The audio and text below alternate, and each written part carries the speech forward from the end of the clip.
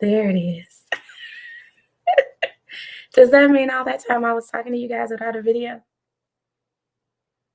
Is that what happened just now?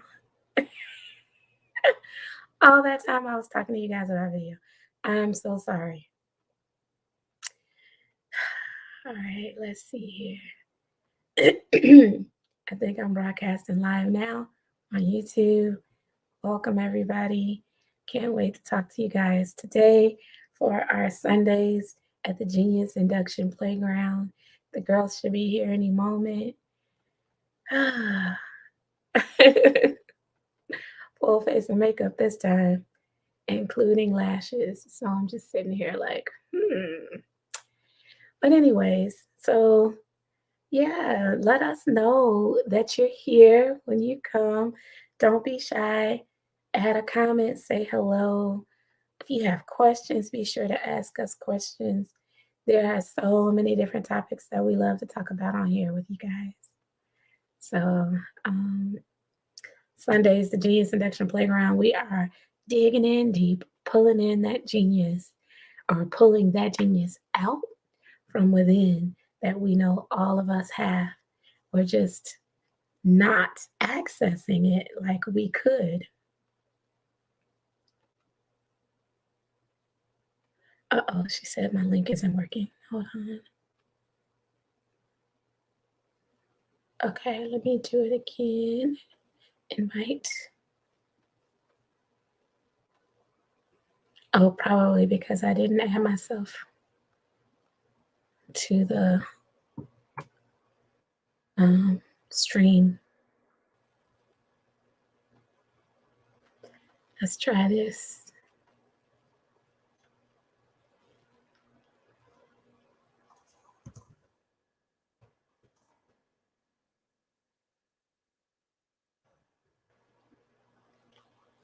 Let's try this for the ladies. See if we can get them in here. Okay, now let's see if this works.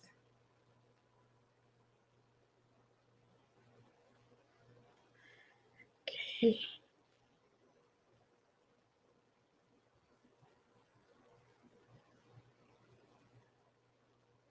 Oh, I keep hitting open link.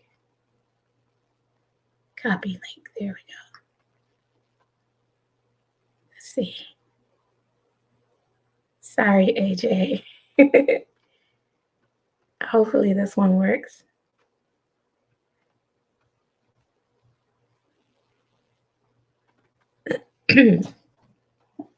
Let's see what happens now, guys. Trying to get the girls on here. Let's see. I might need to.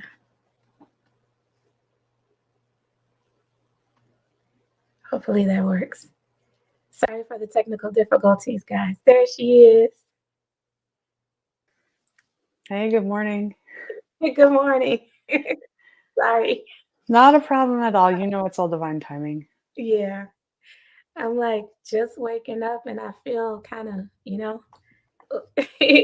I think that's what's going on. I didn't even add myself to the stream and I'm just talking and the screen was black. So how has your weekend been? It has been really great. It's been great for connections and noticing the small moments. How about yours? Really good. Just kind of chill. Yeah. Kind of chill. I told you guys about my new friend. We spent so much time talking over the phone for the past, I would say, 2 or 3 days in a row a few days ago. And then finally, he's like, I'll probably talk to you next week. He's like, I got stuff to do. Yeah. But like the synchronicities, AJ, all the way down to the foods we chose to eat every time we decided, okay, let's take a break before we watch more episodes. Like the foods were the same. And all the things that we did in our businesses pretty much like identical. I was like, wow, so the universe really brings you synchronicities intentionally the same way like with us, all we see is synchronicities. Yeah. You okay. You know what's really funny is that, so I got these braces on Thursday. The pink Oh, yeah, let's see. Oh, you can't even see them. Are they Invisalign? No, so it's really funny, it's just the quality of the camera. Oh, When I was a kid, when we were kids, the silver was the option that they had, yeah. and now they have silver as an option or what they call clear, and so I Okay. was like, "Okay, well, I know what silver experience is, I would like to experience something new, so I would like the clear." Yeah. It looks good. Well, they put it on, and then I went to the bathroom, and I'm like before they had the wires on, Yeah. and it's not clear, they're white, and so what it does is Oh, it contrasts how yellow my teeth are. you can't even tell. So So funny. I got pink bands, Oh, okay. and what it has done is it has really, I've become very aware of the food that I put in my body. I've had to slow down, the teeth are really tender, and, like, the point of contact, I don't have any point of contact along any of the molars, and if I just bite down carelessly, it will very painfully hit my front teeth. Oh, So I'm in a soft food experience, which is great because yeah. it's really slowing me down. I'm eating a lot Yeah. more slowly, I'm being more intentional. Mm. Not always healthy, I'll still get Cheetos, but Cheetos is, like, the only junk food that I feel like I can eat and rice pudding. So I don't mean intentional healthy all the time, I just mean intentional of, like, is that something I'm gonna wanna deal with, you Right. know? And intentional chewing. Yeah. Hey, Vern, how are you? Good day to you too. She said, "Good day, sissy and guest." Hi, Vern. Good morning. It's Or so good good day, to I see don't know what part of the world you're in. you. Vern, I believe Vern is in New York. Okay, that's still Yeah, morning for you. yeah. So how's it been? I need to get over to your channel. What have you been doing lately? Tell us a little bit about what you've been doing lately. And then we'll put your channel in here too. But yeah, I remember when I had some molars taken or wisdom teeth rather taken out. Oh, yeah. Had that too. She says, "Good to see you." Yes, Upstate. upstate New York. That's what I was about to say too, upstate. Yeah, so okay, remember Boston Market? Like, No. is there The a story that restaurant? you told me about it? No, I don't remember that. No, I just mean the restaurant. Have you ever Oh, heard of it? yeah. And they would have, like, creamed spinach and, Oh. I would get so I would I went I didn't have I was like you, I couldn't chew, and I even had the painful dry sockets, Mhm. and so I think I lost, like, 10 pounds. They "Oh, you rebranded? Speaking Oh, you're doing engagements. speaking Good for engagements. you. Cool, she's doing speaking engagements. I love that. That's what I wanna do, Vern. Same. Yeah. I wonder how Kay is doing. She's not on the messages yet.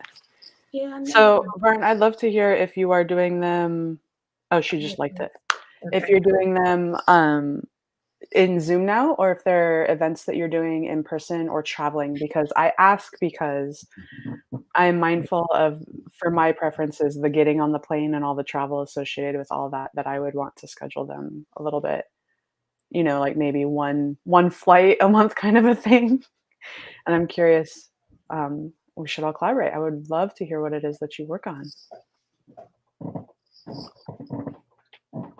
I have to turn my Wi-Fi off on my other devices so that I can, you know Fern is telling me about her speaking engagements. She's how Oh, you're seeing it now. I don't know what it is about my lighting, but I am super red right now. I'm like pink. oh. Do you think it's because of the white background and the shirt? I don't know what it is. Um, Oh, you're traveling but never been on an airplane. Right, New England and very yeah, that's what we loved about moving out there. So we moved out there because my husband got a postdoc in Connecticut and I needed to go to grad school. And and that was the one that, worked out. He was also considering one in Texas, and then we thought about, like, the college density of how many different options there are, and I don't know if you're speaking at colleges, I know that that's, like, a circuit, but having all of that, like, super close together in New England is just fantastic, although I don't know how yeah, close you are with upstate. yeah. Is she a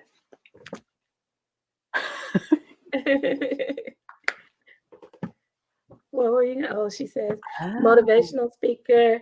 Oh yeah, and she is really good with helping creators with their YouTube channels.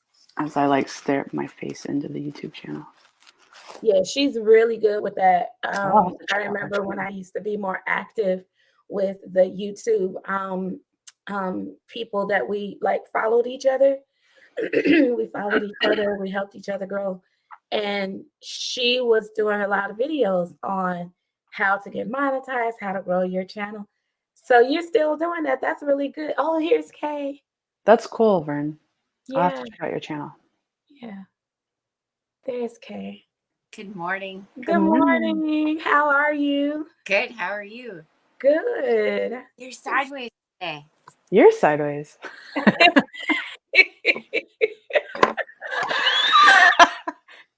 Am I sideways now? The reason I'm laughing so hard is because when I go back and edit our videos, I don't catch that when it happens here. I always catch it when I go back and edit. And oh my God, AJ, I be cracking up at you and Kay. When the two of us are just having our own little You're moment. sideways. Kay was like, what did she say? You're oh gosh, I forgot what she told you last week. She said, something I something you and I'll do it again. And then AJ was like, like you guys are so funny.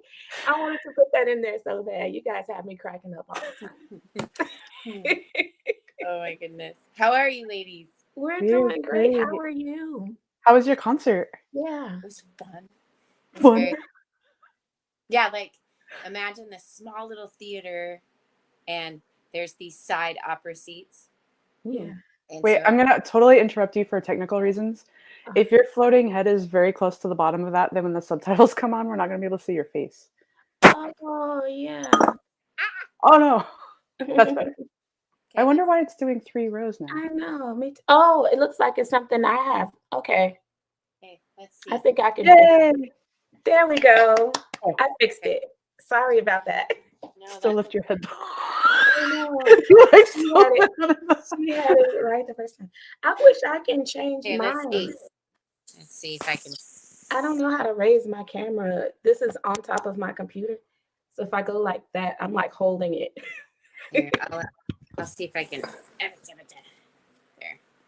Okay. I can get technology to be on my side. You're doing a great job. I am. You see my shoulder? Isn't that nice? I see your snake. Yes, Danger Noodle. Is that the band that you saw last night? No. Oh. No. I bought my friend a shirt though, and it's called Gavin somebody. It was a picture of his head, and he had very big hair.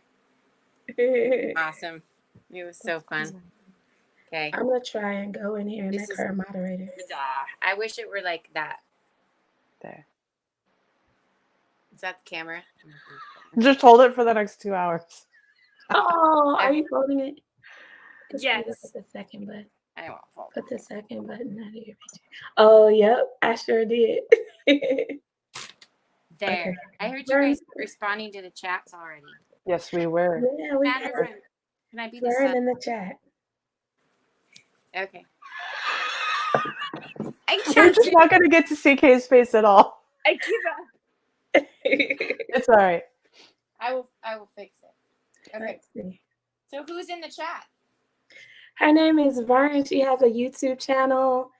She does speaking engagements. She's a motivational speaker. And she also helps people with their YouTube channels, like Oh, growing sweet. and getting monetized. She sees the help I need right here. Get it together, Kay. Okay. I'm still down low. Are you? Oh, aw. I'm sorry. I'm just trying to get to my video so I can make her a moderator. But I Okay. have to go to another channel to see it. How cool is this? Thank you for being here. Yeah, thanks so much, Vern. And no pressure, I know you just dropped in, but oh, thank you. She said she shared us out. I'm gonna make you moderator, but it's no pressure.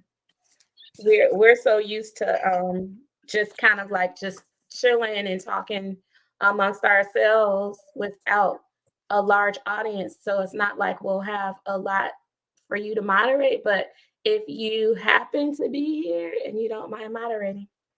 Oh She said, yeah. "Okay, pull your screen down or your phone stand." It's my iPad, and Oh, it's your iPad. I really just want to be the owl today. Is that okay? I really noticed it's an owl with a frog Yeah, it's an owl with a uh, frog vest. vest. Okay, so yeah, yeah, this isn't working for me, and it's showing a double chin, and I Okay. didn't know I had. Put it in the Oh. position that you prefer it. Put it in the position that you prefer it. Okay, so Hey, check that out. There it is. That Now I works. can get it on her. that work? And then if you want to make it higher, is that? I mean, for your own preference, do you like how that looks? I do. Hey, See, smart. this is me, Yeah, but that's perfect. I won't be sideways. That's perfect, Kay. Okay. Gosh, I'm draining. I'll be right.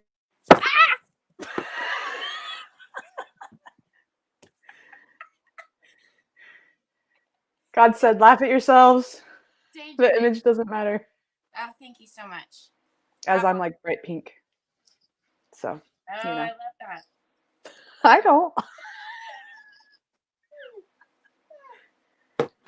July over there, beautiful, and like makeup know. Oh, on. thanks. Way to make us look good, July. I just got out of the corral. I put on some lashes today, so it makes Mm, me look a little different. you're pretty. It's the bright red lipstick is what I'm noticing. Oh Yeah, yeah, I, beautiful. I used my MAC today. I pulled out the good stuff today, rather than the little Walgreens special. Hey, Walgreens stuff is good too, though. Oh, it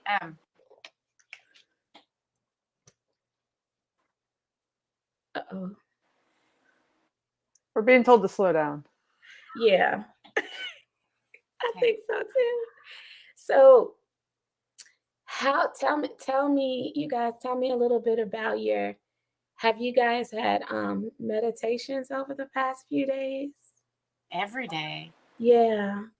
Okay, you've been telling us a little bit about that in the chat. Yes. My And so, 21-day journey of like inside of me. yeah, can you tell You the taught audience a me little bit this, about July. that? Huh? Yes, you taught me this. Oh, is that the one? Those the what are they called? The something laws. I think it's the guy that says money tree. Not Yes, tree, but it's I know what it is. 25 ultimate laws. yeah, the ultimate loss. So okay, my whole life I've done it my way, right? Yeah. So I've done it my way, and I picked 21 days. So, Yeah. and if it takes longer, I'll do longer. But 21 Right. days of me, energy of me, so that I'm more authentically me energetically. That's a Yeah. rhyme. Yeah. So I've been sharing it with you. The pictures, they're Yeah. fun, and I love the conversation I had yesterday about with me, and I call it the rock in my pocket or my Yeah. you know I'll say we. Oh, that's right, me and my invisible friends. Yeah. Um, yeah, I the love it. conversation about that art piece, and AJ, wasn't that cool with the little tiny dots all over Yeah. it?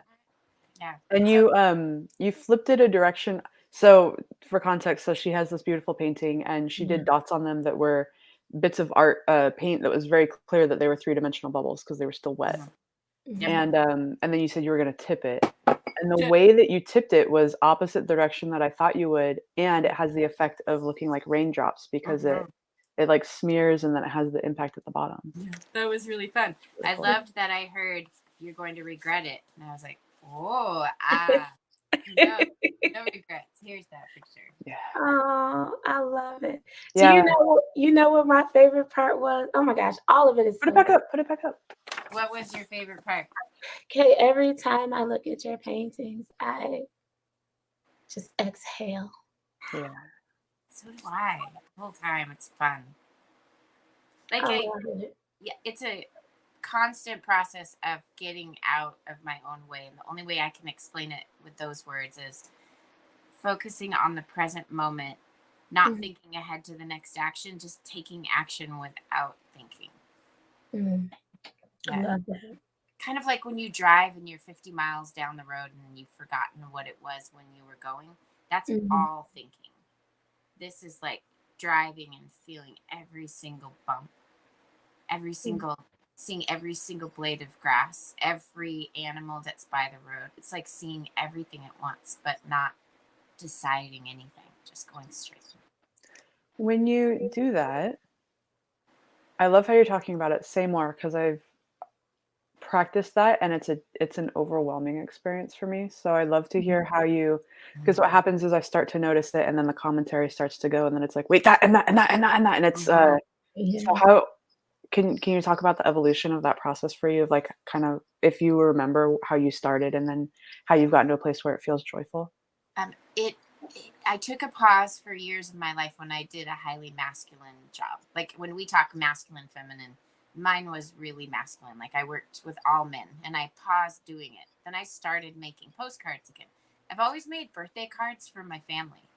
So I've always had those moments when anyone would have a birthday. I could get into that zone and I never knew what that zone was until I stopped doing it. And then I started understanding I needed that fresh air. It's like a fresh air. So the process for me is just getting out paints, making it as simple as possible, using paper that doesn't cost much. Like this is let's see what it's called. I buy it from like I used to buy it from art stores, but Mm, now everything's online. It's this mm, paper that's called like I make it as low pressure as possible. mm, And I don't think about the outcome. It's usually something that comes to me in a meditation now, or it used to come to me in dreams. So I'll get an mm, idea or I'll see something that inspires me and I'll think that would be cool to make. And at first, the frustration was none of this looks real. Like, this doesn't look like an owl. This doesn't look like a person. I was very harsh on the artist needs to make it replicate nature. And when I mm, let that go and thought, whatever comes out, it comes out. And then the Yeah. colors started to speak to me. So I just got these, like when you're in first grade and you bring your own watercolors to school. That's mhm, what I use mostly to get out of my own way. Like, this is $2. This is like I $7. see. So the price to me started to make a difference. Like I can Mm. buy Stratford paper that's 400 pounds of like really nice paper, and you have to be very careful. And I can follow all the watercolor rules where you let the first layer dry. But I stopped following the rules. I stopped caring about the product, and I started just being inspired and putting color down. That's the process. mm. Yeah, and yeah, confirmation. Out of my own way, right? Yeah. I want to grab my notebook. I'm because the way that you're talking about that, a lot of my art experiences have gotten stuck in that, oh, it doesn't look like what I want it to look like. Mhm. Mhm. And there was a way that I started doodling and I want to show you But because you were brave and when I thought about showing you I thought about, oh my goodness, this is me being brave. So let me do yeah, this. that's Okay. cool. Yeah. I'm This, excited. yeah. Yeah. And you like to doodle too, July, right? I kinda do, but I didn't know that I did until after you inspired me. Oh, And it reminded me of the times that I used to doodle, and when I used to doodle as a child, mhm. it looked like light language, Oh, yeah. right? Yeah.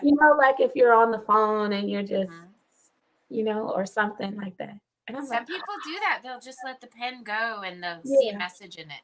yeah. Hmm. Yeah.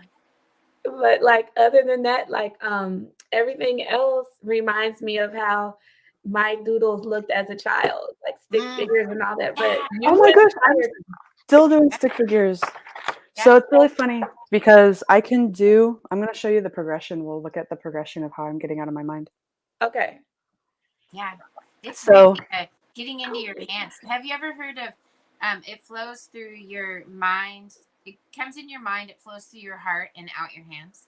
She said, I get it, ladies. Brene Brown, I think, talks about that. Okay. That's journaling for Brene Brown. So For me, it's art. I the way that art speaks to me is balance. So in high school, I did like 1 year in the yearbook club, and there were like the pages of the yearbook that needed like all the photos and the names checked. And the teacher didn't give me that. He gave me the like teen mag or whatever at the end where it was like freeform empty page, and I got to like put balance and composition where I wanted things to be. So that is what speaks to me. So when I start to doodle, what would happen is my hand is like, I don't have very many shapes at my disposal. Okay, I will do a shape. Okay, now it needs to be balanced. And so this actually looks like, well, I'll show you and then you can tell me what it looks like. But this is an iteration of me already trying to stretch myself with the tools and the shapes that I put in and then allowing it to unfold. Oh, yeah. Oh, Wow. that's lovely. To me, that looks like the throat chakra. Like there's something about it that's the throat chakra. Really? Wow. And then so there'll be ugly things where it's like, oh, that's too deep. I don't really like that became a mountain range that's like a mountain exploding up, a volcano. This looks like a old lady to me. Like her face. Like the chin and the nose and the eye. I love it. A lot in it. Yeah, I love the lines too. The lines, the colors, the curves, all of it. It's like the curves are inside and outside of the lines. Sometimes I'll put it away and then look back at it. So look at it in a couple of days, see if you get a message. Oh, this is months ago. These are months ago. Oh, okay. And then that's why I can tell you I have the progression, because then what started happening was I realized that for me, a block, and it'll refocus when I'm done, but a block that I had was that a line would be really long and then I would regret the like boldness of that line. So I started thinking about what is another way that I can create a shape that, or like put pen to paper that isn't a line. And so I started this like motion with my hand and then still kind of playing around. And so this is a little bit more swirly, kind of like what would creatures look like on different planets kind of thing. They're not going to have the rules of the organic life that we have here. There's like a little bug down there. I don't know. So playing around with like how to slow myself down. And then I'll skip ahead because then I was trying to do what you said, I think July said, which was, so this is like the extent of what I could do before. Like give me two markers together. Yeah. And I can like, two markers together and color it. That wasn't a stretch. Huh? It looks good. And I really like the previous one. It reminds me of flowers in a field. Oh, this one, the bottom? Yeah. Yeah. Yeah, it does. And the green at the top is like something to do with, forestry. Yeah. It's very relaxing. Yeah. Yeah. I see the common number of 3 in that one for some reason. So things jump out at me about things that I And look this one, at. the 3. Yeah. You know what's really funny is I was building up my computer for today and I used a different platform. It's books instead of a big bin. And I was looking around in my closet going, what else could I put my computer on? And this like popped out as a thing. So I think it's funny that I'm using it now on the call. Yeah. And then there were a couple instances. So I was in those programs. And so I would be on group calls, on pod calls, and I would just doodle and let my hand freeform. And so they're just like literally just like spirals around. And then I started figuring out, well, what is another way? This started being fun for me. What is another way that I can make an organic? Like, I want to make a flower. It would calm me if I could make a flower. And so this was me experimenting with like, typically I would do the shape on the outline and then try and color it in, and that didn't work. And so then I started playing around with that zigzag feature and like maybe a shading thing. Yeah. Nice. I promise this is going somewhere. There is a picture that I do really want to show you. Okay. I'll get Remember to that. when we were kids in school and they gave us lines to color inside of? Yes. I think that's when programming starts. Yeah. To stop creating your own art and just use colors. Yeah. So this was just using colors and doing more of that technique. Yeah, look at that. Right. I love the sacred geometry. You like the blue ball? Yeah, look at you. Yeah. Very nice. That's before us, ladies. That's Is it? just discovered. Oh. Yeah. These are back in like January. Okay, and then this is really what I wanted to get at, because this is how I started creating those creatures, was that I would start doing these zigzag patterns and allow, because I was doing like a short back and forth motion, it allowed more of like a jittering to be guided based on like how someone was talking. I see creatures in all of those. Yeah. And then that's what I start doing with chalk. Mm-hmm. Tell me a little bit about the top one. That one? Mm-hmm. Yep. Does it look like, what does it look like to you? It looks like a millipede. Or like a cell. Like this reminds me of mitochondria, is like the only thing I remember from biology, is, or something Yeah. that had I don't know. I don't know. Yeah. Biology was not my jam, but there was something that had that like back and forth. It does look like that. Yeah. Cells. Um, But that zigzag is now that's now my preferred style, where it's like a very mhm. slow, like back and forth. Okay, my hand wants to go that way over now. My hand wants to go there. And because it is a back and forth, it's a I don't oh my god. So when I would draw, if I didn't have an idea, there would be that pause, and then that pause felt like the dam was being backed up. Like now I'm getting in my own head because I don't know what to do. Mhm. Whereas if I'm doing this, the hand is constantly moving. Mhm. So it's almost like a earthquake seismograph. It's just waiting for the next jolt Mhm. to take it wherever it's gonna go. Mhm. And the motion of continuing to have it move means that I'm never stagnant. Mhm. Mm-hmm. So that's now my preferred method. So these are all before I did the waste of energy things. So just for context of how long ago these are, this is way Mhm. before GI. Mm. I like it.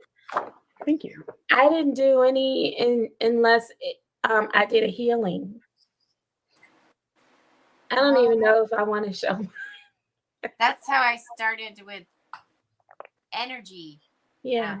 Is I started to draw. I think I shared that. Yeah, I used to draw those with healings. I think I've shared them with you. If I've Yeah. done a healing for you, I share what Yeah. comes out, Definitely. and yeah, that was super hard to share Really? Really, because you never would have known it. they're whimsical. I love They're them. and they're like when you said it, what I drew like as a kid, I recognize that on the paper now. It still to me looked like I hadn't progressed at all. I was just still was No, drawing exactly like I did when I was a kid, which to I'm me I'm familiar with like, that sweet. judgment. it Yeah. doesn't look like that to me. It looks like it has been very thought out. Um, First of all, I was gonna say I love the Uh, squiggly stick man. And you know what my favorite thing is about your stick figures? The hands the and little feet. heart hands and the Yes. heartbeat. I know, isn't that funny? And I thought, what does that mean? But to me, it's like receiving and you're sending, and what better to replace hands than hearts, right? No thumbs. Yeah, and I love your squiggly, how you described it, AJ. She got a cough. She's laughing. How you described that you would start your hand motion like a seismograph, and when the earthquake would hit, it would send you a different direction. I love that Yeah. because you're like, sometimes you'll hear things that say, "Don't do that," or like I heard, "You'll regret that," and you know that it's about whatever's worried about if you show this to somebody. Because Yeah. why would you regret putting anything on paper, right? Right. Well, it's the ruin it. It's because for me, it's because I've had the doodles where they're super cool. I like how they're coming out. I'm pleased with the composition, and then I do a move where it's like, ugh, Mm-hmm. now the composition is completely off, and it And yeah, and they teach that in art class, and I've only had one art class. Is it one art class, and that's when I knew I liked art and art liked me.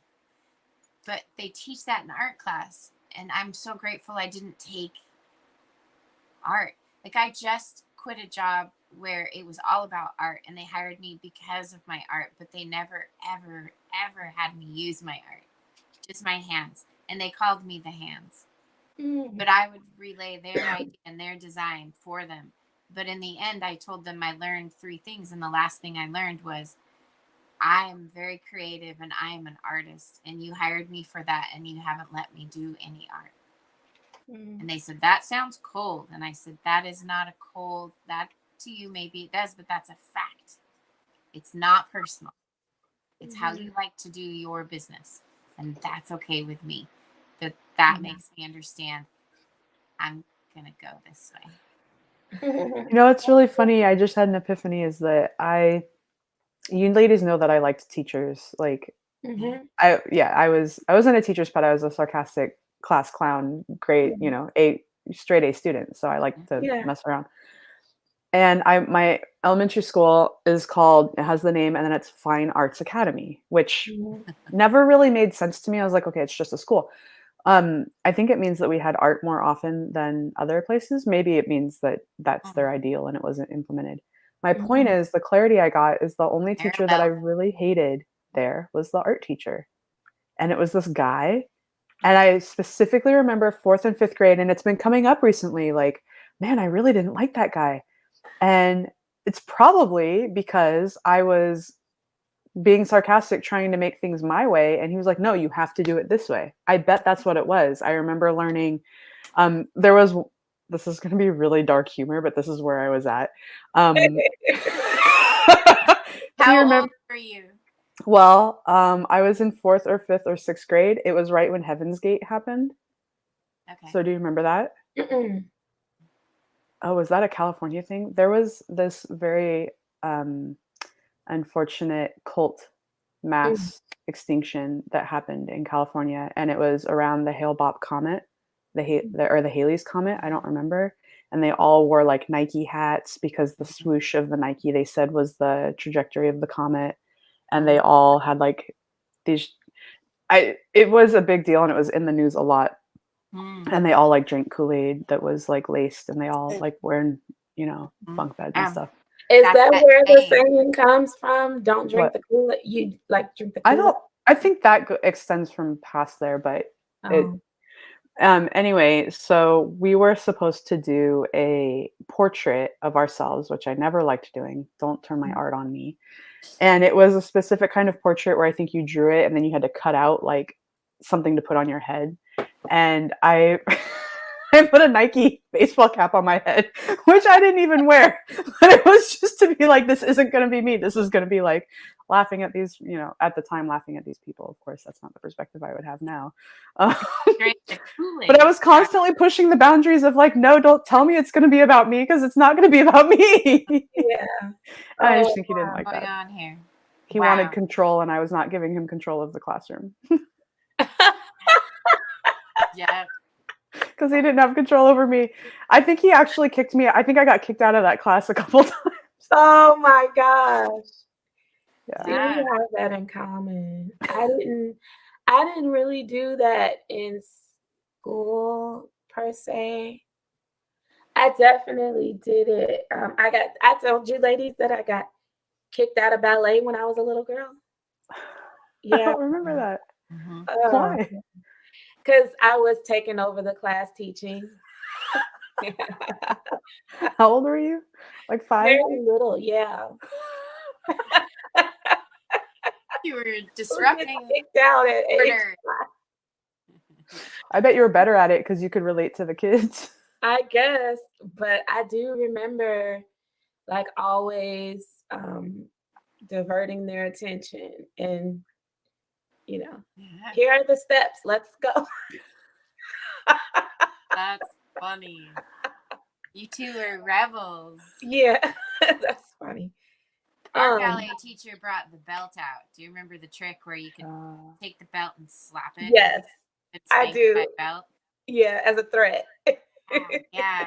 And all they had to do, every kid in that ballet class must have been spanked by a belt at some time. She brought that out and she set it on the bar. And straightened up. Right. I remember never wanting to go back to ballet class again. I don't want to go back to ballet class ever. They might hit me. Yeah. Follow the rules. Yeah. No. Can you imagine, like, I want to write this down after this call. what would our lives have been like had we not been formally schooled? Mm. Like, what kind of people would we be? Would we Right. be, I have no idea. yeah, Similar to Montessori, maybe, or just well, not even a school. Like, what if we just acknowledge that our beings were going to evolve to the point that our society needed us to, where we could use spoons and forks and knives, we could use napkins, we could use writing utensils, we could understand our own alphabet and communicate. What would we be doing instead of like holding jobs or following societies or living in four walls? How would we be? I want to know what that would be like. If I hadn't been programmed as a 5-year-old through a 27-year-old, Mhm. would that be? I don't know, but it's kind of my experiment with my kids.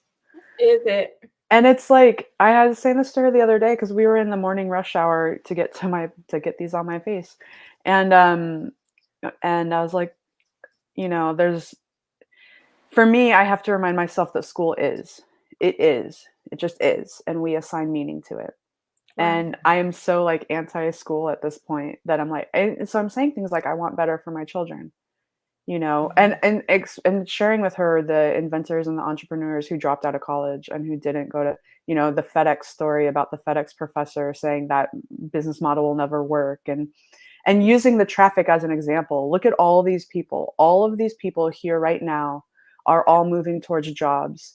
And it was the first time I really internalized they're going to a job that is going to pay them, Mhm. and they're going to pay them less than the value that they bring to the job, because Mhm. they can't pay them more than the value they bring to the job. They don't have the money for that. That mathematically doesn't work. And they're not going to pay you equal to the value that you bring to the job, because then the business doesn't have profit. So the business model is that they're going to pay you less. And all of these people think that this is what they're Mhm. supposed to do. And the only option there is, and Mm. how life is. And I don't want you to be in a school system where it suppresses. Yes, creative people can come out of public education. I'm not saying that Mhm. it stifles it completely, but I want more for you, and I don't want you to be the small possibility of it coming out. I want to foster everything about you and your creativity right now. Yeah. Yeah. Yeah. That's why I enjoy homeschool. Oh, I've But always wanted to be homeschooled. You ladies make me just, that's so exciting that you get to yeah, homeschool. It is yeah. exciting. Um, I wanted to talk to you ladies about a conversation that I had yesterday. Do you want to show us your art before we change subjects? Oh, I didn't bring the right book. There's Oh, only a couple things here, like okay. mostly my sacred geometry. Let's see Mm-hmm. if you can see the bottom of it. Oh yeah. Can Mm-hmm. What are those angels? Yeah, that's an angel. Mm-hmm. Um, and why is it? Yeah, I see it. It's showing us the parts we need to see. So there's the angel and the infinity and the octagon. The octagon Yeah, and the the symbol octagon. inside of it. Yeah, we're not Uh-huh. supposed to see that part. Yeah. So it actually has our names on it. JKP for Paula, A for AJ. And I don't know who the C was for Corey. It was Oh, a vision. we did a healing, a COVID healing for Corey. Is that what was going on? And Paula was moving. Paula was moving. It might have been a healing for them. Yeah. Um, let's see, two wands spinning. I had this thing where I had like two wands spinning that kind of reminded me. I'm gonna cover this because I don't want you guys to see it. Kind of reminds me of like the tree of life Oh yeah. with the two when it had the swords, the angels and the sword. Well, one sword spinning or whatever. Mm-hmm. So yeah, I don't know where my other art is or where my oh, I see it. Yeah, there's a lot more over there. Do you guys want me to show you the art? You do? Okay. If you're open, do you want to share it? Yeah, I don't mind. I just couldn't find it at first. So, do you doodle when you take notes, like in a lecture? I'm gonna show you the thing that I doodled as a kid that became my thing, and it's funny because it goes back to that exact zigzag that I told you about. Hmm. Maybe you could tell me what you see with it. And it's always your perception is always the one, right? Oh, cool. Like this fun little thing, although normally Yeah. I would draw it that wouldn't have that. It would be, a diamond. I've But never this is seen like that. random little composition thing of, Yeah, I don't know what. the balance. Yep. Yeah, there's definitely balance to it. Yeah. So I would doodle, but and it always had like a balance to it. What about you?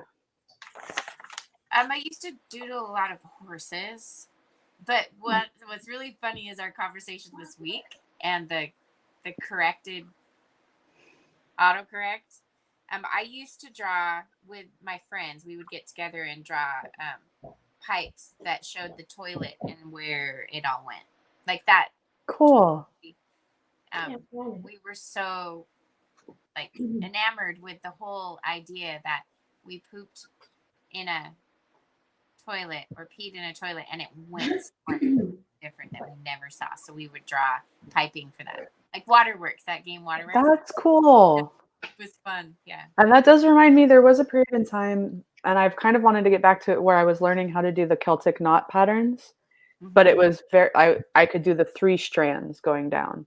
And then I bought engineering graph paper and I made a maze in like the whole thing.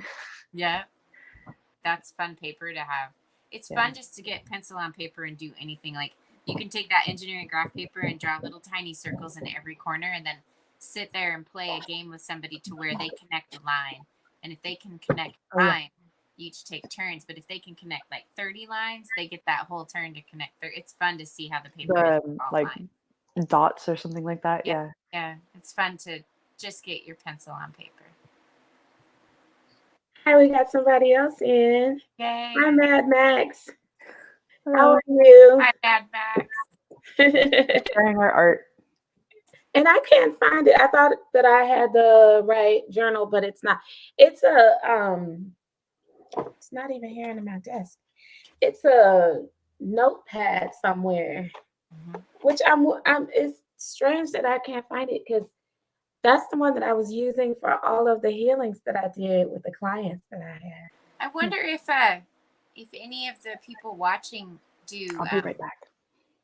Okay. If anybody who's watching does art, like if they doodle while they listen to people talk, or if they make art, that would be cool to know. Because I feel like art raises frequency.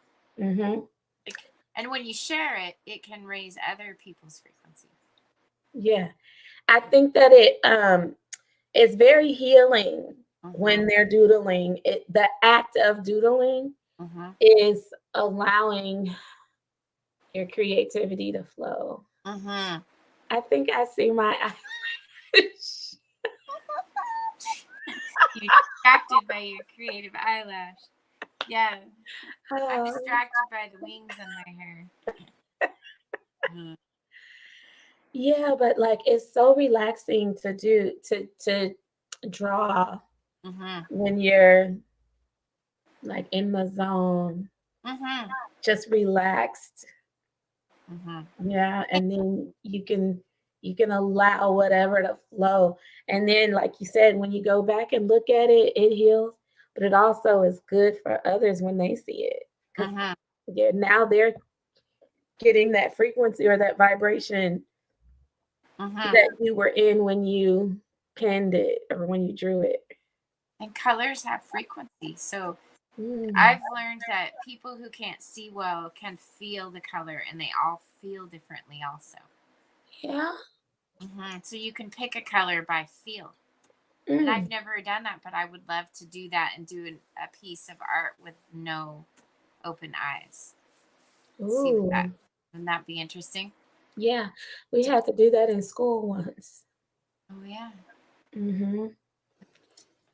And a self-portrait too, that way. Wow. And they really looked, you could see they looked pretty accurate. Just doing it without seeing. Wow. Yeah. It was like, oh yeah, that matches your ears. We have big ears in my family. Do you? don't look big. Well, kind of like we call them Mickey Mouse ears. Like, Oh, they look perfect. Yeah. oh, thank you.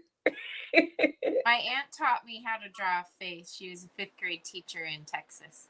And she No. taught me how you put the eyes and the nose and the mouth, and then you put the ears between the bottom of the eyes and the top of the lips, and then where the nose is.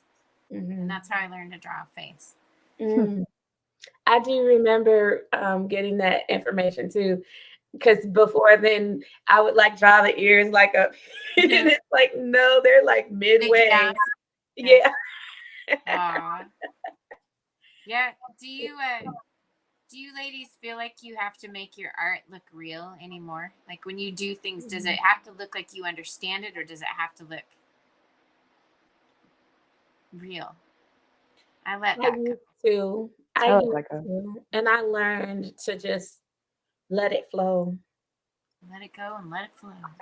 It feels so much better. Yeah. They say if you're paying attention in class, you pick up like what 8% of 100% auditorially, maybe 20% if you're really an auditory learner. But if you're doodling, you're paying attention to what's being said, and you're also taking notes. And when I would take notes, like they would be electrical classes on breaker maintenance, or arc flash, or how to do a certain procedure for something big, and I would be journaling, but I would be doodling, and I would be drawing things, and it appeared to others, there wasn't anyone else in the room typically that would be doing anything like that, and it appeared that I wasn't paying attention. Oh, and it's that's like so opposite. The thing about when you're writing, Yeah. whether you're literally, taking notes of what's being, said, or if you're doodling, you're like, I look at that as infusing the writings with the moment, Mm-hmm. Mm-hmm. and that But it can be recaptured. you can remember the moment because you Hmm. captured it in the writing. And the Yep. feeling and the sounds and the smells and Right. textures, if what that was what was going on. We're Right. doing good, Max. Thanks for joining us. Tell us a little bit about how your weekend has been going, if you don't mind. Yeah. And do you like to do art? And do you like to do art? Yeah. Yeah. Yeah, We're that's talking the about the YouTube trick. therapeutic benefits of art. Sorry, go ahead, Kay. Healing and therapeutic. But that's the trick with YouTube, is asking people, Yeah. want to find out from people. I mean, we can talk all day long, but we want to find out about people too. Yeah, for sure. Definitely. Um, yeah, and I can't wait to share with you ladies after this what happened in the when I was talking to you ladies, and then I just like abruptly left the chat. It was because I had received a phone call. It was pretty interesting. And then our correction made it into your conversation. And that's what you were talking about, and that's how we got corrected. Which Huh? one? The Ginope or Hinope. I think she's talking about a phone call that she got like on this call. Oh, Yeah, Oh, when she's I'm talking about yesterday Oh, you are. after I sent you guys the beehive. yeah. Nope, we didn't know about that. I Yeah. didn't notice that you were absent. That's the beauty of the chat, is that I Yeah. never know who's like in it when. No. I got this thing that said 48 messages, and I clicked, and it was just. I was like, "Whoa, that's when I sent that." Okay, it's gonna take me a minute. I've Yeah. gotten ones where it said like 100, and I swear I'm like, there were not 100 things in this. Even if I counted all the hearts and the exclamation points and reactions, there was Yeah. no way there were 100 here. Yeah. That's a lot. Yeah, it'll say like 110. I'm like, That might I have don't been think Bible that's true. study the day That was that I night. asked you July all the questions. It was that night, but it still was not like. It was Yeah. Jesus. Actually, Oh, that night. I have a question about this. Funny you should bring that up while we're waiting to hear from Mad Max. He might not be here. Is that yeah, if he wants to. Uh, I saw that the number of viewers changed. so I'm gonna two of the corrections I've gotten this week was I don't even remember the first word, what it wasn't meant to be. When I was talking about like sending messages and the autocorrect said abusing love. Uh-huh. And then this morning when I was journaling, I don't know if you had a chance to see it, I took a picture and I wrote more, but it looked like whore. I And didn't see it yet. in both of those instances, like the corrections around interacting with people reminding me to be in a place of love rather than seeking love. And Abuse then love. and so that was what I was going to ask July is Yeah. when people in the Bible are talked about as being whores, and I don't even know who it is, like what, Mary Magdalene or something like that. Dude, to me, Mary Magdalene is like the example that Jesus washed her feet. Like he became equal to her and she was equal to him. And there's a possibility that she was his wife. I don't know any of it. All I know is I'm curious with that symbolism of whore and what I received about it being feedback. The instances where it came up in my journaling and my notes were context where I was seeking the love outward rather than like abusing the love. Like I Mm. need more connection with you because I need love. I need more connection with you because I need love, Yeah. rather than like I have love and then we'll connect. And so like the people that are called that in the Bible, do they exhibit those kinds of tendencies where they're seeking outward, or is it like, is there She another reason I'm bringing it up? in the and this is just the Baptist part of it. But July, I want to hear what you have to say, because she felt unworthy and she was at the water well, and he came to get water and he spoke to her, and she was like, "You're That's talking a to me." different person. That's different. Yeah, that's the Samaritan woman. But wasn't she a whore? No, she was different from the one you're talking about where he washed her feet. That was the one that Yeah. that's who you're So thinking of. did he meet a whore? Yeah, well, the one who washed his feet with her hair. Okay, And she's separate from the woman at the well. they're all mixed up. Are Yeah, they all it's called okay. Mary? No, Okay. they didn't give her a name, the Samaritan woman. They just said the Samaritan Ah. woman. So Yeah. what integration or enlightenment can you share with us then?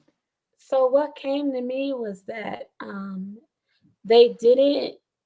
I didn't. I'm not recalling an account of her and then some other women earlier in the Hebrew scriptures where they felt like they were seeking outward love. But what I do recall is that they were each mentioned for a reason, and it was always in a good light. And especially when Jesus received the woman who washed his feet with her hair, and he told her, he commended her for her faith. And so I remember there always being like no judgment. And I can't really say much more than that. Like no no judgment. She judged herself and he brought the no judgment component. That's what that Yeah, sounds like. because when you think about it, like there are so many, even though you're talking about this, but there are so many stories where Jesus, like with the tax collector, he went to his house and had a meal with him, whereas everyone else was like, he's eating with tax collector. That's, But like that's he like the dream that I had the other night where I yeah, was defending someone. yeah, We won't say who. We will not say who. But it was a situation where it was like, I know that what I'm supposed to feel about you, and I don't feel yeah, that way at all. right. And I'm not going to take that on. Yeah. I love that dream. Love, love, love, love, love that dream. I do too. I would be slaughtered if if people knew how I really felt. But yeah, but and what we're talking about here, right? Jesus, like he had so much regard Mhm. for people, just like what you were just talking about, AJ, your dream. Mhm. Like that's who we are. It goes to show you that we walk in the line of Christ consciousness because we are like him. Like he only saw the good and he also remembered his purpose. His purpose was to talk to everyone, whoever Mhm. needed it. There's Christopher. Right? Taking a road trip with him to Colorado, it was like, I Yeah. imagine having Christ consciousness. I mean, we stopped at gas stations and he would be talking to people, always with a smile on his face, and not in that aggressive seeking out talking to people, but people would find him. And then Mhm. they would have a beautiful exchange. And then, I had some of those as well because I also do that.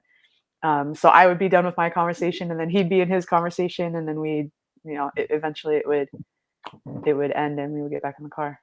Mhm. And I've never in my life had someone who was so thorough in their prayers as Christopher. And I would love his prayers, even though sometimes you remember how he would just like do it when nobody was ready, like if we were eating and he just like interrupt everybody and just start praying over everybody. But anyway, like his prayers were so profound. And the gentleman that I met, he's just like that. Just like Christopher. Hmm. Yeah. So synchronicities, ladies, is everything. Wow. It's so much confirmation for us and where we're at. And that's what I meant Mm. to say to you ladies in the chat. Like no matter what we're doing, it doesn't even matter to me what we're doing. It doesn't matter what your topics for conversation is that you're putting in the chat. None of it matters because nothing is ever wrong. It's always right and it's always on track. We're always on track because we're where we're supposed to be. And the synchronicities are confirmation for us. And we're going to keep moving in the direction that the universe is moving us in because we're willing participants. There's not much we can do that can take us off of that, path. Yeah, driving Mhm. takes me off that path.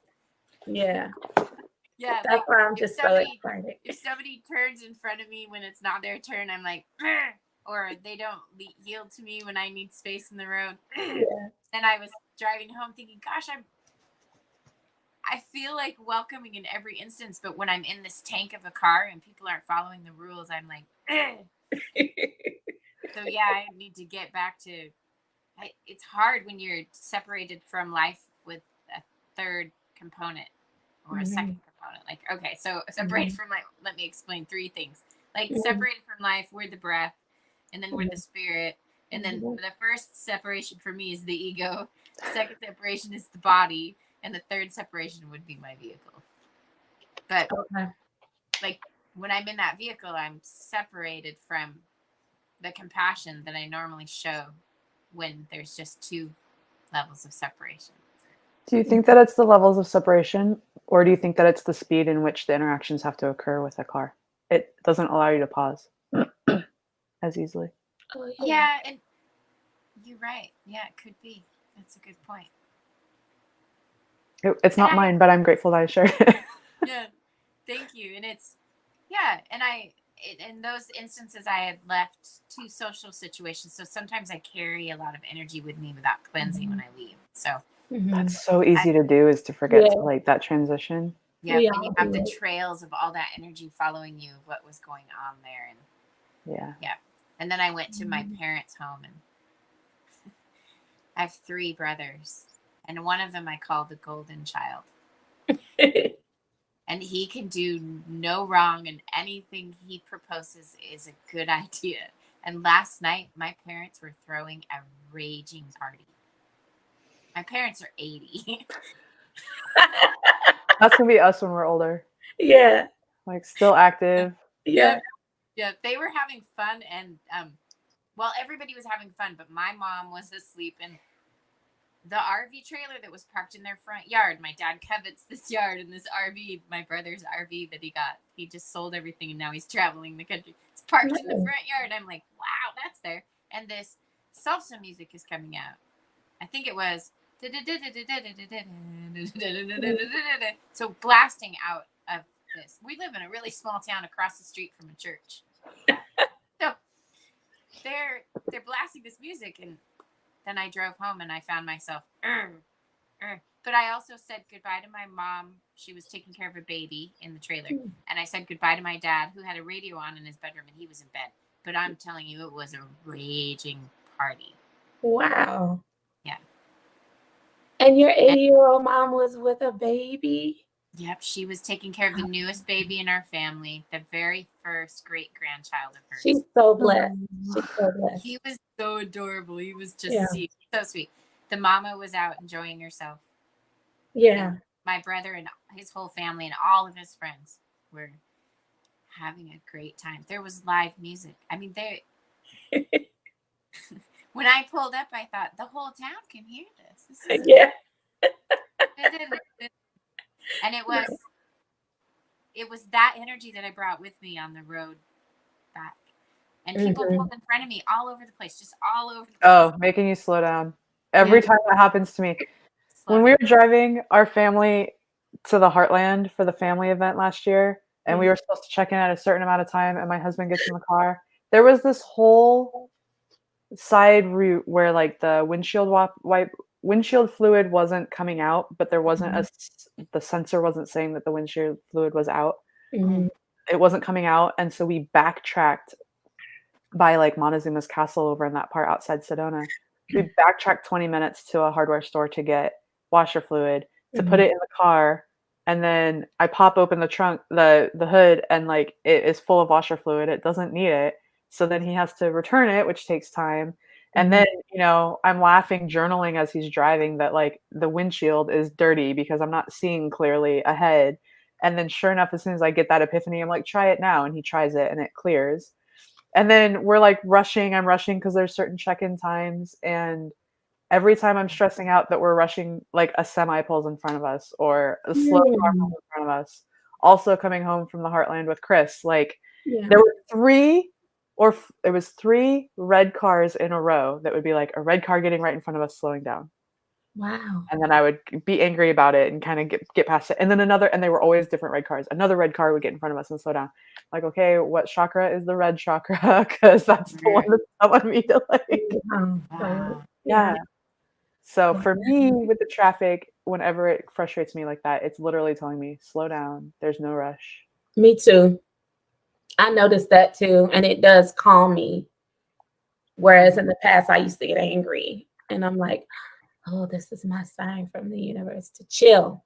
Except when we were rushing to get my braces on and we were going to be about 7 minutes late, which I had accepted. And then, have you ladies ever heard? Okay, so there's this analogy in physics that says that if traffic just behaved like molecules, we wouldn't have buildups. But what happens is if this exit is a half a mile ahead, everyone gets into that exit half a mile early, and then that's what backs it up because the molecules aren't moving in the freest flow and then moving over. So when people like cut you off last minute and there's this cultural anger at getting mad at that person is actually more in the flow than sitting and waiting for half a mile. So there was this part getting to the orthodontist where I had to get over, and it was early morning, and it was an instance like that. And I almost hit the people in front. I had to slam on the brakes, and I was apologizing to my daughter. And then as I slammed on the brakes, my car veered that way, and I was like, "Oh, that's spirit telling us to like be one of those molecules that gets all the way up and cut in front and get in." And it changed the time that we arrived. Awesome. Yeah. And it's just one of those where it was like, I could have been really freaked out at what if, I almost hit the car, I almost hurt her, I almost had to pay money, we almost were more late. And it was more of like, we slammed on the brakes, we were safe, and the car went that way, literally to tell us to get out of that lane. Yeah. Yeah, I know exactly what you're talking about. It's so funny because I look at traffic that way. And I also look at humanity. um, on Earth as traffic. Mm-hmm. So, like, I remember my friend when I was visiting in Chicago, he went into this whole spiel about the mob and different things dealing with, jobs and just the sad state of affairs and how everything was connected. And I'm like, so this is how energy works. If you Mm-hmm. zoom out and you look at it all as like you're looking at it from a satellite, you're all just molecules Mm-hmm. moving, and some are attracted to some, and then Mm-hmm. others are not attracted. And this is what you're describing here. And basically, all you have to do is make a decision or make a choice or just simply become cognizant of this fact. And then Mm-hmm. you'll start to move differently. Mm-hmm. Your little molecule will veer away from, like in traffic, Mm-hmm. veer away from the things that you don't desire to be in association with. That's Mm-hmm. how I be like, that's how my mind works. And that's why I knew exactly what you were talking about with traffic. So when you think about that as molecules, like in my comfort level is not to go into a family situation like I went into last night. Like that's not Mhm. my comfort level. Okay. But I go because it's family. So can you Yeah. give us some, I mean, I know what I do when I go there, and I obviously didn't practice what I normally do when I went because I was overwhelmed with the thought that, well, I'm just going to go in. I'm Mm. just going to go, and this is my family. I'm going to go experience this. Um, Mhm. I think it's because my dad asked me at a dinner that we were at to celebrate my daughter's birthday. Do you Mhm. know those ladies that you speak with on the YouTube? Have you ever met the? How do you know somebody from California and Georgia? Right.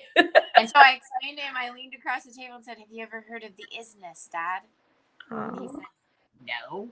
And I said, "It's when you stare at yourself for an uncomfortably long time, or someone else." And he's kind of looking at me like, so if he's Yeah. watching this, hi, Dad. We've had I love Hi. that that's your answer because when people have asked me that, I'm like, "Yeah, I've met him in person here and Yeah. here." Yeah. I get, like, no, I defensive, do. and you're just like, Yeah. "I'm not gonna play this game." Yeah.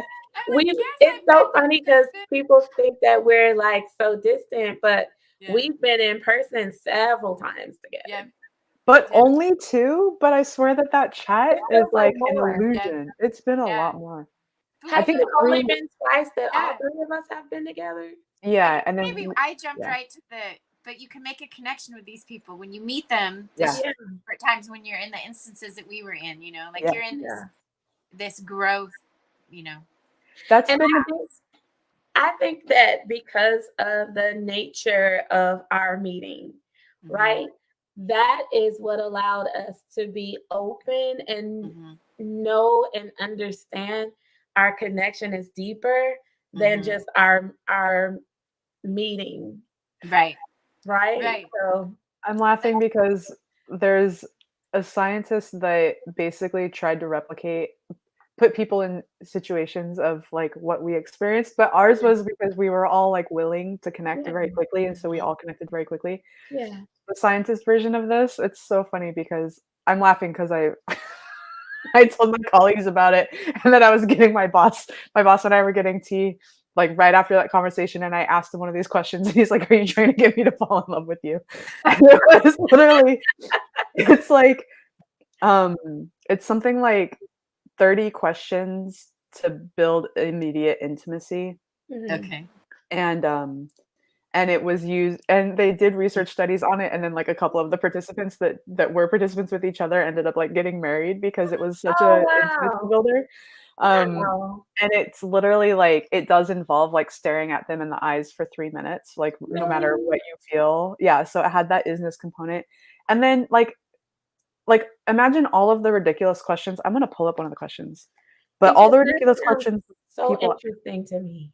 that Mhm, people ask on, like, first dates that are just like fact questions. They don't get at how someone feels about something. They don't get at like intimacy or I don't mean intimate like sexual. I just mean like I know. that's a surface feature. How many kids do you have? You know, how many brothers do you have? Like, what do you do for work? That's yeah, that, like, I hate that question. yeah. So I'm gonna pull up So much these more questions. than a work that I do, but I love that Yeah. you're pulling this up because I decided today that I was gonna do a post on TikTok, letting people know that I support, and I did a post like that before, but I wanted to get deeper into it about how I support you because I love you, the God in you.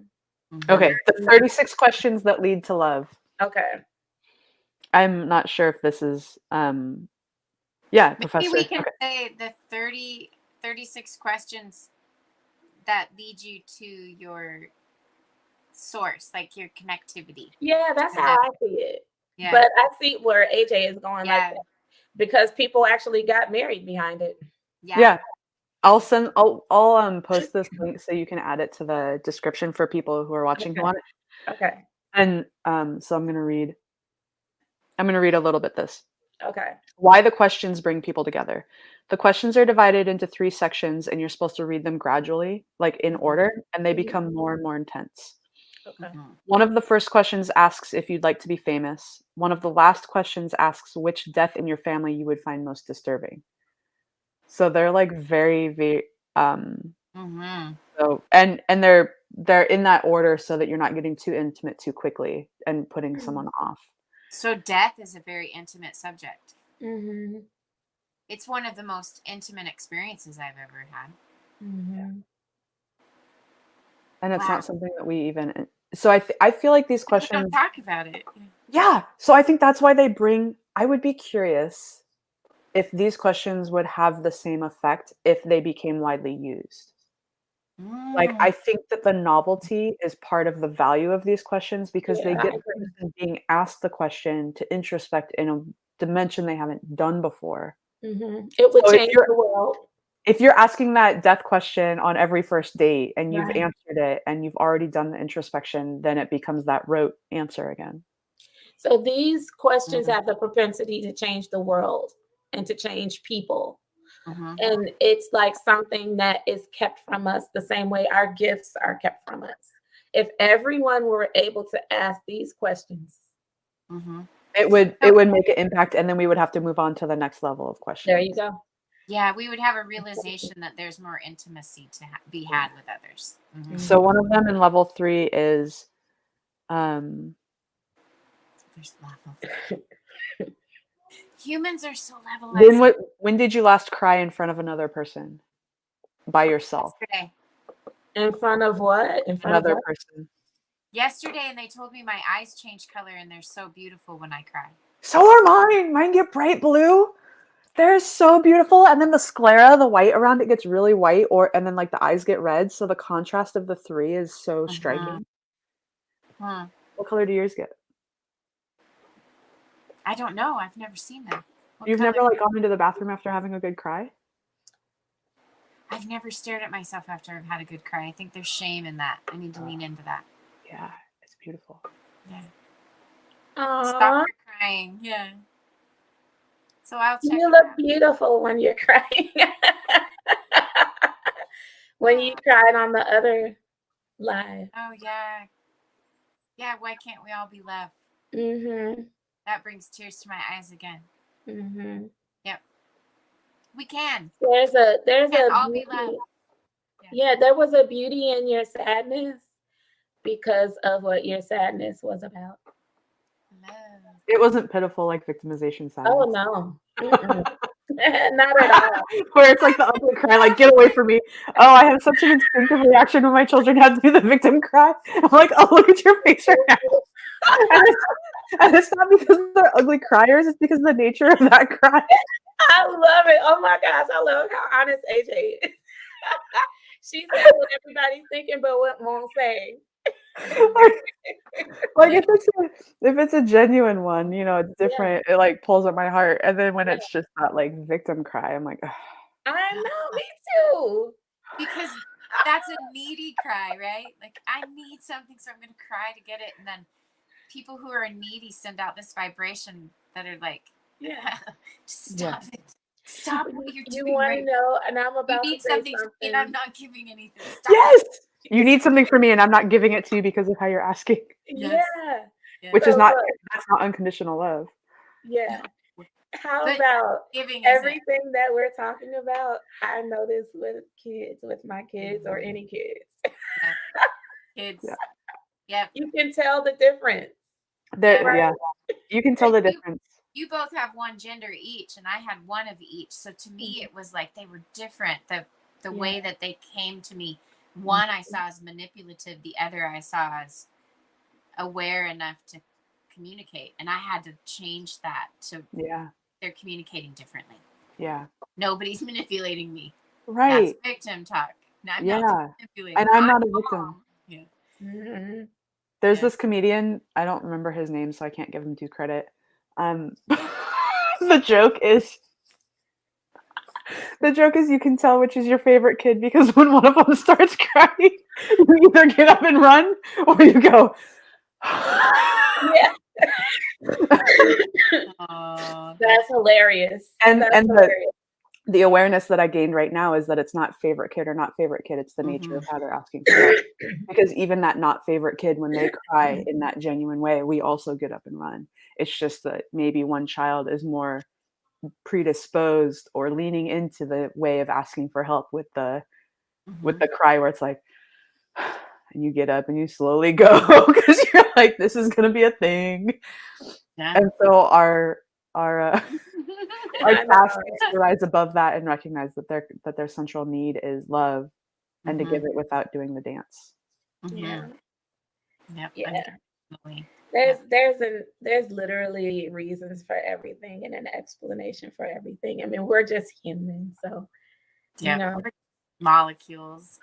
Yeah, we're molecules. Body You cells. know, speaking of that, I wanted to answer your question that you asked about going into a situation that you don't really want to go into. Especially family. That tends to be for most people. A family Yep, event will be like that. Yeah. definitely. Um, so remember when I was telling you guys that I was gelatinous? Yes. Yes. I was just like loose, barely had any form.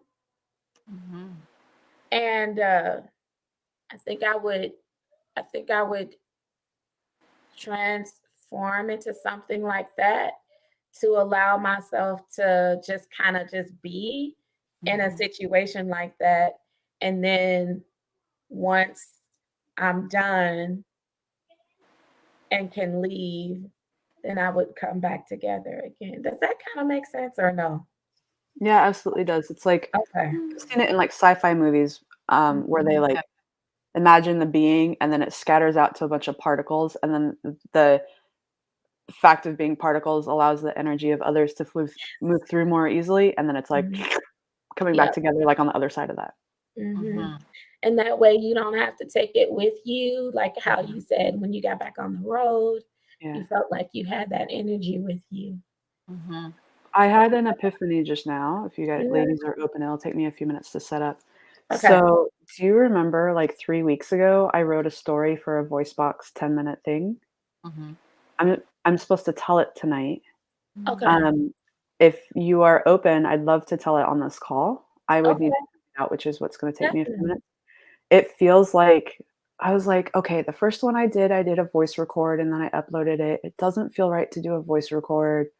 Doesn't feel right to record my body there, but I feel like this needs to be shared." And it just came, like, having it being shared live with you ladies reacting to it Mm. is so I'm gonna take a few minutes, I have to set up the printer, and I have to pull up Mhm. the article on here, so I might leave as part of it might kick me out, and I might have to come back on.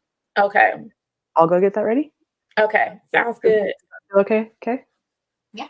Okay. Yeah, wow. So much is happening. It's really beautiful to witness it all. Yeah, it is. It's a big day today for a lot of people. It's a day of mourning for a lot of people. There's a 9/11. there's a site in our city where they were granted or gifted this monument, and Mm. their only job was to polish it. And I don't know a lot about what their only jobs are, but one of them is to have a celebration every 9/11 Mm. in a remembrance. And it's this monument of people standing and holding hands, and they have their backs. They're not facing each other. They have their backs looking outward, Mhm. as different roles that are there, police officers and firefighters. And I know you talked about wanting to do a healing, Mhm. and I know that a lot of people would like to feel healed on a day like I today. totally forgot. Like yesterday, I saw that it was gonna be 9/11 today, but Hmm. I totally forgot about that when I Yeah. talked about the healing. And I Like, feel like just the yeah, things that we're doing is, you know, healing. Yeah. helping. Yeah. It's the day that we stopped paying for cable television. We stopped Mhm. having television in our home without choice. So it's a big Mhm. day for us too. I remember walking that day. Do you remember that day? Mhm. Yeah, Vividly, yeah, I do too. My because daughter I was 5. in a high rise Wow, in downtown Chicago, and they said the Sears Tower was about to be a target. I was right next door. wow. I can't imagine that. I Mhm. talked to somebody who was downtown working there and took Mhm. a subway all the way to where he lived, and his dad was waiting at the subway station chair. He Mm. was covered in ash, and he made it out. He Mhm. walked like, oh, so many blocks in New York from Mhm. downtown Manhattan to, I remember the photos of everybody covered in ash yeah, walking the streets. like zombies. Like they were just dazed. Like, what's happening? I remember feeling that way. Like, I came out, my daughter was 5 days old, and I had a brand new baby, and my son was a year and a half old, not quite. And he was watching it happen on television. And I remember thinking, since when did we start watching this? Mhm. Why is this on? And it was to the point where it Mhm. that kind of news became the normalcy of what Mhm. television showed us. Is if it was happening in real time and it was violent, it didn't matter what degree, where before it mattered. And they just showed it, everything was on there. And I thought, this is where we stop watching this. This is where we stop being fed what's Mhm. happening. This is where we search out what we want to see and hear from friends and family what's going on, not Yeah, the media. that's why I'm so grateful that, we've come together. Like, it's a blessing from the universe to have Hmm. met you ladies because we get a chance to change a lot of that. Yeah. Just Hmm. like we were just talking about those questions that AJ is gonna let me post, like things like that. Connect, right? We can Mhm. connect instead of be fearful about things like that. Mhm. Acknowledge that they happened and do healings and send the energy and be Christ consciousness. Yeah. So Yeah. this Mhm. story that I wrote, the prompt for tonight, all the stories that people are going to tell are going to be prompted by the Carly Simon song "You're So Vain." I You love know, the one that. that's like, you probably think the song is about you, don't you? Yeah. Which always felt really aggressive to me. I'm like, so what if they do? Yeah. Um, and so I originally wrote this 2 or 3 weeks ago from a very low vibe space. Like I told you ladies that something happened, I think, with the person that I've been communicating with, that you ladies know who I've been communicating with. And then I got Mhm. triggered, and then I hopped in the shower and I got this big download, and then I typed out the story. And then over the coming weeks, I modified it because and especially once I read it over the phone to the coordinator, and she reminded me how much of um, one frequency I was in, and that there needed to Mhm. be more of the other frequency. And then I was reminded of the balance and not wanting to leave people in a dire state after hearing the story. Mhm. Mhm. But I want you to hear it, Okay. and I'd like you to hear it through the lens of the things in my awarenesses and our chats that we've been talking about in the last couple days. Mhm. And then the children is what, when we were Mhm. talking about our kids, is what brought this up. Okay. Song "You're So Vain" is about Carly Simon's baby in her belly. Did they Is finally it? release that? She described it. I heard her on an old like VH1 interview, Because and they made that be like a very like secret thing where someone had to pay a lot to receive the amount. she shared it in an interview. She That said is it was funny. even She was sitting there with a cup of coffee, and she was pregnant, and she wrote it about her baby, and it wasn't really about her baby, just kind of the words rhymed, and her baby Did you was guys? yeah. Did you hear all those years that it was about a famous guy? Yeah. So it was really about her baby. Okay. It was I just can't her remember. sitting there at the table with her baby, and she wrote a song, and the words rhymed, and so she said, "Well, yeah, it was about my baby," but yeah, Oh, okay. that's even funnier because this is a parenting story. Oh, okay. I am already to tearing up if I'm verify telling you that, that. yeah, Yeah, I yeah. know. Feel free to look into the background, but that's what I recall seeing it on a Yeah. VH1 or something like that interview of Oh, her. that's I could sweet. hear her voice telling the story. Wow. Or you downloaded it. Yeah, and I do hear voices, and they are I real. just told you directly. Yep. So it's about 10 minutes. You're Okay. telling me that people's actions are not about me? How is that so? As a child, I saw the choices my parents could make that would bring fairness to me and my siblings. It was so logically obvious, I knew step by step how to weave the intricate paths together for eternal harmony. And if I, as a child, could see it, didn't it mean that they could too? Didn't it mean that they were intentionally choosing not to take that path? And because their stubborn resistance led to the pain I experienced from disharmony, wasn't it absolutely about me? My mind has been celebrated my entire life.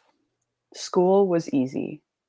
I charmed my teachers as the straight A sarcastic class clown who could interrupt lecture with great comedic timing, challenging my teachers to show up as their best. Clearly, then, this was my superpower, my quick wit, my sarcasm, my ability to see the truths that others don't see. There's a great TED talk by Andrew Solomon called Depression, the Secret We Share. He contrasts depression to schizophrenia in this way. Whereas someone hearing voices may come to see that the voices are not actually present in the world, people in a depressive state feel like the veil of happiness has been lifted and that finally, what they are seeing for the first time is life as it actually truly is. It is difficult to convince someone in a depressive state that there are other ways to see things. The problem with a smart, logical mind is that it does not have all the answers, but it thinks that it does. The mind has so much information to process that it cuts corners and makes generalizations. It creates automatic computer scripts that hit play whenever a situation arises that feels similar enough to past experiences. And my know it all brain, that doesn't actually know it all, likes to bring these scripts when there is tension between me and my child. My daughters are 8 and 11, and for basic privacy, I'll say my child when referring to either or both of them. My mind will tell me, she's grumpy because she's hungry. Remember all the other times when food was the solution? Which is a horrible lesson to reinforce. You're frustrated, eat something. Although it is often because she's hungry. I don't feed my kids on a schedule. I hate that pressure, and I hate the feeling of getting them to eat because it's noon. I want to teach them how to connect to their bodies rather than the clock, to feel into what their needs are at any moment, and to assert responsibility for the solution. And oh my God, just put food in your body. You are so hangry right now. Wow, that escalated quickly right before my eyes. And why hasn't this been something you figured out yet? You can't force someone to learn something until they're ready. But damn it, I wish they'd learned that hangry lesson already. Before I healed myself and learned the tools to be a coach, my parenting style was very much deal with your shit so that it doesn't inconvenience me. Mhm. Those habits were deep, and I still have to make conscious decisions not to return there.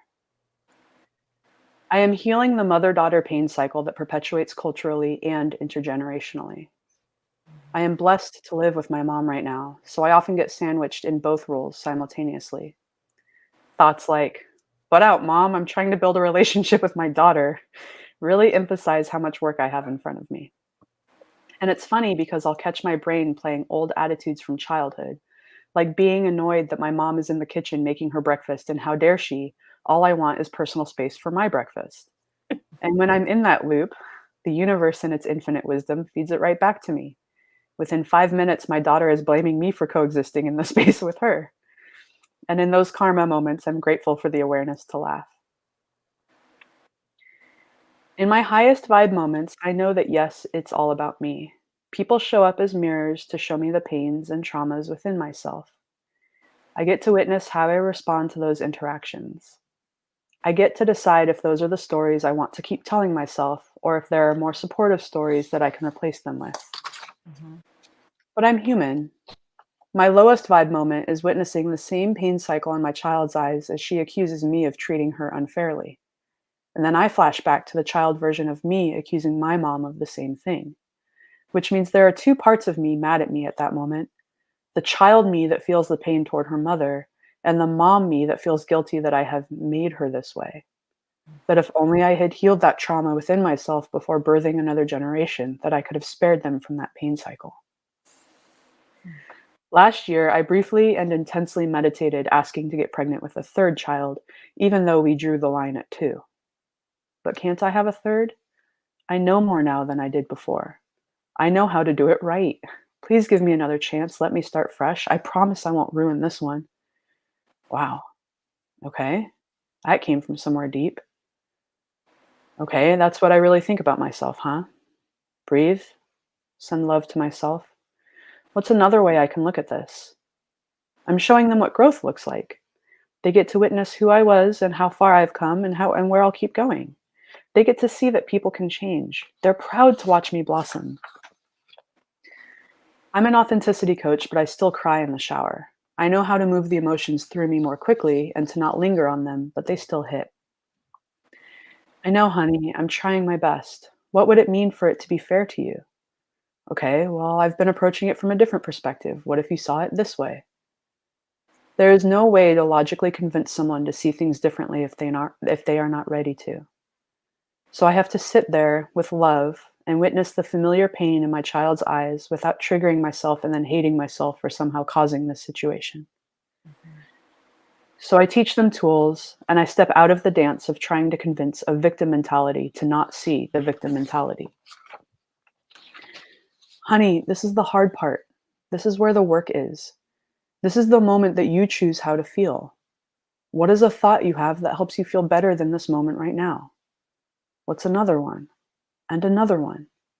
You have to slowly dig yourself out of this. I cannot dig you out of it for you. No one is going to show up and make this magically feel better for you. The angels are going to take their cues from you. You have to do it yourself. This is your path to walk, and you get to choose of your own free will what that path is going to look and feel like for you. You can choose to be the 50-year-old resenting your sibling because there are plenty of those people out there, or you can choose to see this as, hey, my life is blessed. Look at how many things I have. Look at how my parents love blessing me and my sister and doing things for us as much as they can. Look at how our lives continue to expand. Look at the happiness and the love that is in my life. Look at my cat, my dog, these loving animals in my life. I believe in you. I believe in your strength. I'm so proud of you. You're so brave. Keep going. So what is the answer? The heart. It's always the heart. But the heart is patient. It will never choose to compete with the louder and faster mind. Yes, the heart knows the answers that the mind has never thought of, but it is only going to offer them in a whisper in the quiet in between spaces. I choose how to react to the interactions with people. It is about me, but I decide what the message is. So I embrace the perspective that my child's job is to show me how ridiculous I'm being. And I'll leave you with my favorite example. My husband and I have a rule in our family that goes like this: if you want someone, go to them. There is no summoning from another room. But one day I was frustrated at my daughter and I went out front to summon her from the neighbor's yard. Per our family rule, she didn't come and she told me to come to her. This upset me more, especially with her friends watching and me feeling disobeyed and disrespected.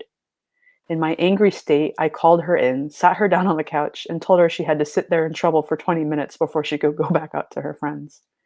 And then she calmly looked at me and said, "You can't make me. I can dance." Then she stood up with a smirk on her face and she started dancing a jig. And I started laughing and she started laughing. She broke the tension for me. She showed me how I was choosing to show up. I apologized. I turned off the timer. And I sent her back out to her friends, grateful for the message. That's it. That is so sweet. Thank you for sharing that. Yeah, AJ. How do you feel? I feel like I rushed through it. I feel like it's interesting. I know what it feels, and I knew this going in, and then I forgot until I was reading it. I know what it feels like to read something waiting for the audience to notice how clever I am. Mhm. And I knew that I wanted to be present in the words, and so I Mhm. felt myself rushing at the beginning and then being present in the words and then kind of, like, coming back in and out of really noticing you guys versus not noticing you guys. Mhm. If that makes sense. Mhm. It does. Mhm. I know the feeling. Mhm. Being Yeah. present is something that we find ourselves lacking a lot. Mhm. And so I'm grateful that you were present in the moments that you were. And Mhm. I think that those moments that you were much more impactful. Hmm. That's interesting to hear because I was wanting to manipulate my voice and, Mhm. be thinking about how to do it rather than just being present. Mhm. There's a frequency that comes along with being present, and it has a magnetism to make the others present as well. Mhm. So, like, even when we're talking on video, maybe like for, social media, and we decide we're going to like channel God or we're just going to be present with our higher selves, they get something more meaningful out of that video than as opposed to when our mind is wandering elsewhere.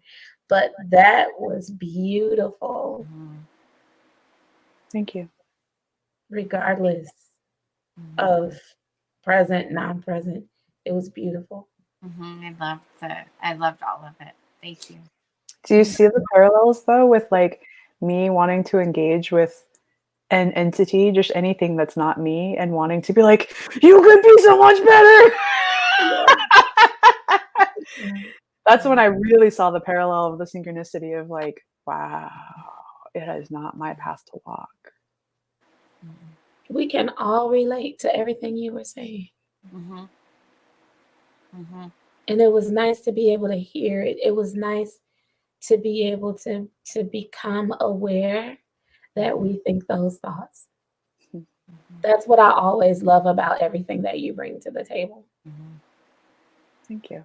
You make us more aware. Mhm. Yep. Definitely. Thank you. And You're welcome. parenting, I love the subject. Mhm.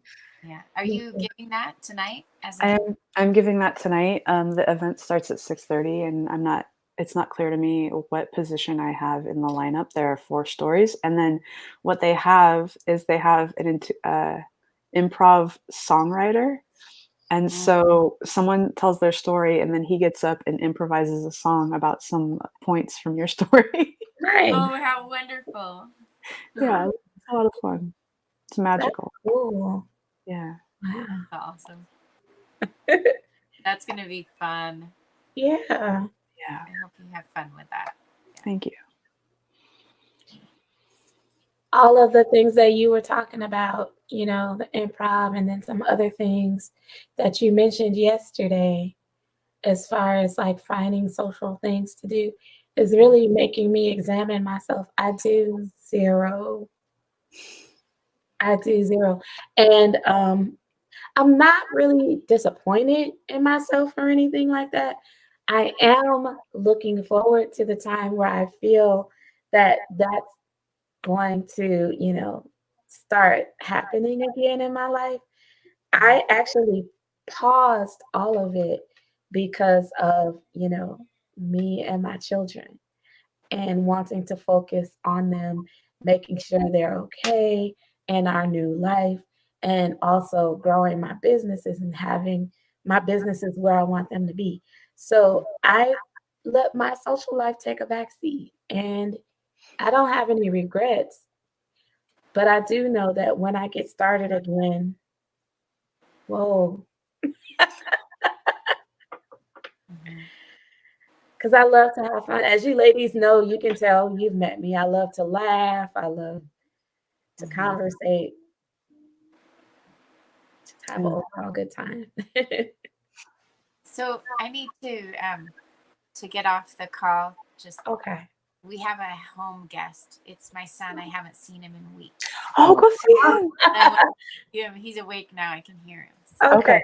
Okay. Okay. What a great time to end it. it's so good Yeah. to see you. Thank You you. as well. Thank you. Love y'all. Love you. Take care. Thanks for everything, both of you. You as well. Bye. Thanks. Bye.